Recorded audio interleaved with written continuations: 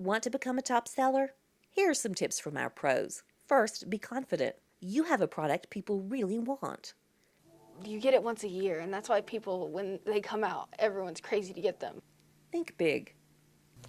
Go to businesses and major big places that are have a lot of people. Like when we go to sit down at the Waffle House, they ask, when do cookies get in?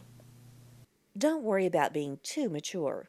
Some people think it's like the little girls are cuter, so they'll sell more, but I think it's like if you're nicer, then like if you don't have an attitude, you'll sell a lot more.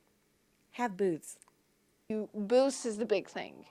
You're going to get all of your sales at booth mainly. Like, I think I got like 300 on first order, and then the rest of it were booths. You play this game, how many people can I get over here more than you? One time, there was this one dude, and he comes up, and he goes, how many cases of Samoas do you have? And we're just like, cases? And he's like, yeah, and he ends up buying 2 cases of Samoas.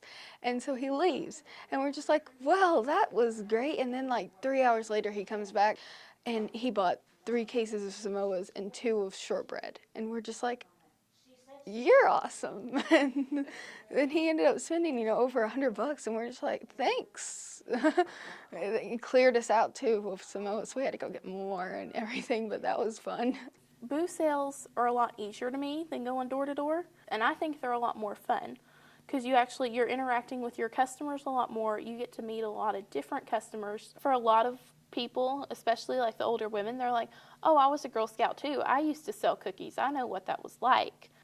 Set goals. Well, the group needs to make a goal. The troop altogether needs to make a goal. We're going to sell this many cases of this or this many cookies in total. And you want all the girls to try, and you try and get them motivated to at least get near that goal. And then you need to make your own personal goal that will help toward everyone else. Because if you don't have a goal, then you really don't know where you're going. Because I remember when I made my goal of 1,000, my motivation was that I've always at least got to 900, but I've never made it past, 950, whatever. So I thought, I've got 900. What's the difference in 1,000? So you have to try and find that thing that makes you want to do it. Believe in yourself. Don't be afraid and step out of your comfort zone, and it will come naturally. I never thought I could sell 1,000 because I'd hear about these girls that it's like, oh, they sold 800 boxes this year. It's like, whoa, I don't think I could ever do that, but I did. I've learned how to run a successful business. I've learned how to treat customers, how to show them respect, how to manage money. That's a big thing. Before I never really knew the true value of a dollar, or how to make change and how to deal with money, but now I know how to do that. And that's an important thing going into the business world. Talk to customers. Tell them how Girl Scouting is making a difference in your life. Let them know what your troop is doing to help the community. And tell them how you'll spend your cookie funds. Share the good news of Girl Scouting.